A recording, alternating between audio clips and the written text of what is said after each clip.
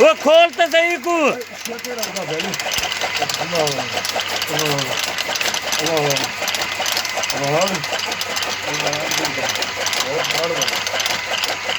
वो थोड़ा दे भाई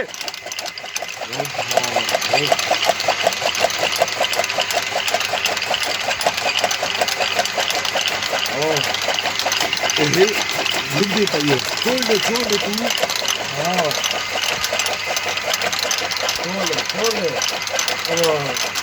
चकले फ्रेश किया चकले का सब बात बताओ हाँ